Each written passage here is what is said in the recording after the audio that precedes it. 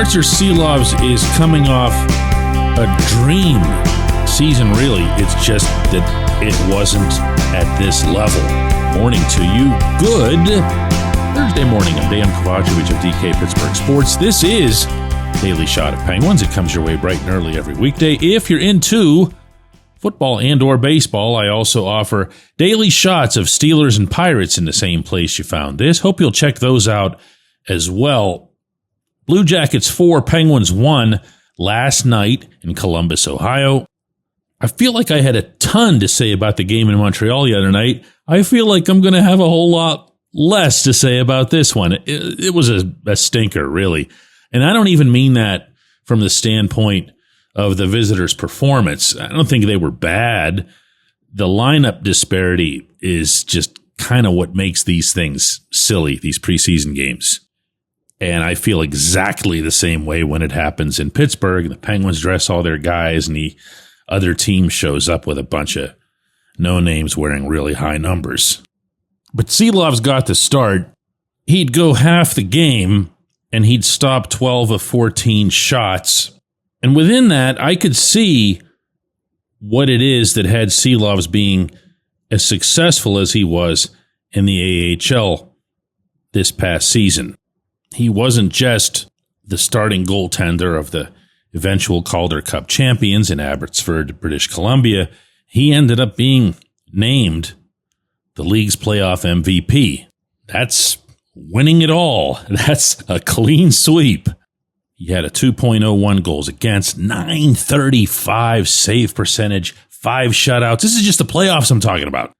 But at the NHL level, in Vancouver, he'd have a 3.65 goals against and an .861 save percentage, a decent amount of which was the result of a really bad game he had right here in Pittsburgh. So that, unfair as it'll come across, is my perception of him. I remember him being in the crease right below my spot in the press box and watching him not stop a thing.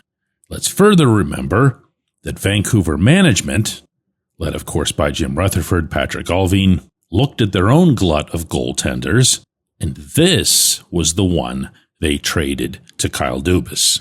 So to say that this young man has plenty to prove is an understatement. That said, he is a young man. He's 24 years old. He's barely been in the NHL, and he does have plainly visible size and skill for the position. And you could see that. You could see that in this game. You could see that he made saves that might require some spectacular splits or superior athleticism by somebody else, and he was just kind of gobbling them up. He was pretty good at covering his rebounds. He was pretty good at playing the puck. And he would have had a pretty good night, I think, except for, well, of the 2 goals, the one I didn't like was from Columbus's Yegor Chinakhov. Chinakhov is a little bit of an enigma. He's got a lot of skill, a lot of speed, and he's got a really, really good shot. But when you're letting it go as a wrister from above the left dot, and it's 100% unscreened, I don't care that it registered 87 miles an hour, which is actually really good for a wrister, because it beat him to the far pipe. The other goal came from Jay Christensen, Columbus defenseman, who just flicked it from the right point past a couple of bodies. It wasn't an overwhelming swarm of humans. There were 2 people, one of them wearing white, one of them wearing blue, and the puck just found its way through everybody. I'm not making excuses for Silovs on this, but he's got to find a way to see through or see around what's in front of him. That's just goaltending in 2025. Taylor Haas, our beat writer, DK Pittsburgh Sports, was in Columbus, and she asked Silovs how he felt he did. I felt great. They had a lot of power plays. It's like once in a while I was going to get in. And I think we did a great job in PK, a lot of great threes from our guys, a lot of blocks. And I think that's important to build on. And yeah. Yeah, the power plays were ridiculous. I mean, he's right about that. It seemed like the Penguins spent nearly half of the game shorthanded or even 2 men down And while that's nice for practicing your penalty killing and nice for evaluating your goaltending, to repeat something I said earlier, it makes for a dud of an event. Silovs, of course, is one of the 4 goaltenders in what Dubas has said is an open competition. He has also said at least once this summer that he fully expects Silovs to get a good look in the crease after the kind of season that he had in the AHL. So that to me sounds like he's got an edge. On top of that, Sergei Morozov really has to go to the AHL. He needs to have his Silovs time. And now Yoel Blomqvist popped up with a day-to-day injury yesterday. So all things being relative, I don't know how much of a competition this competition will be. I do hope that it's a competition based on performances that are a lot more compelling than this one in Columbus last night. When we come back, J1Q. Hey guys, if you're planning to see a concert or a Penguins game, once the NHL season starts, use the Game Time app to get your tickets. You can snag new ticket deals before anyone if you set it into app alerts. The app is easy to use. No surprise fees at checkout. You can see your seat view before buying, and you're getting legit tickets delivered on time. If you're not much of a planner, you can get last-minute deals on tickets right up to the start of an event. Lowest price guaranteed, or Game Time will credit you 110% of the difference. Download the Game Time app and enter the code DK Penguins in your app profile for $20 off your first purchase.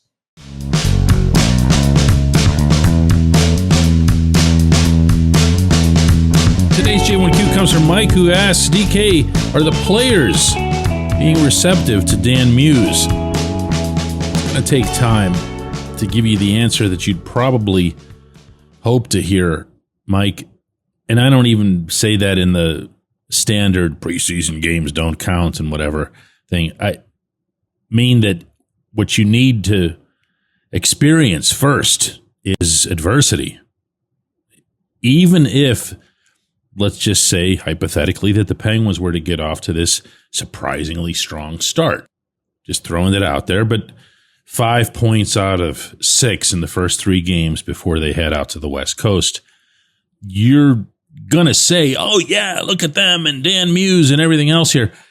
And it's not going to mean much. Anybody in professional sports will tell you that you don't find out something like that until stuff goes wrong. How does he handle negativity? How do his players handle how he handles negativity? How does he help the players handle negativity? And so far, if you've noticed in checking out any of the various interviews and videos that we've had with Muse on our app, you'll see almost entirely a man who's smiling. You'll hear almost exclusively happy stuff. There's a whole bunch of reasons for that, and they're all legit. I'm not criticizing him in any way for this. First time he's a head coach. It's great. You want that guy to look around and say, yeah, I've made it. That shows his energy. That shows his passion. But you go out to California and get swept and have a really long flight in both directions.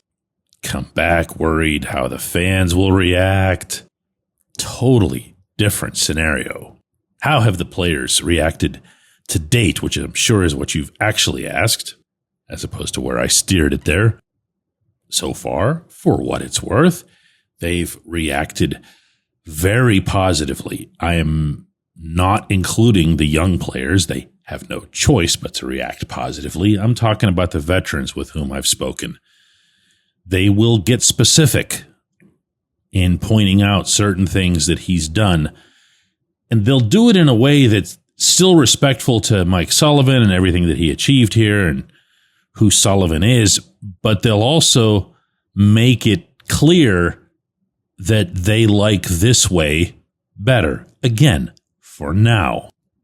They like the competitive practices. They like the tempo. They like hearing his voice. Sullivan would stay really quiet in practice. He would even allow his skills coach, Ty Hennis, to run some of those practices and a lot of those drills.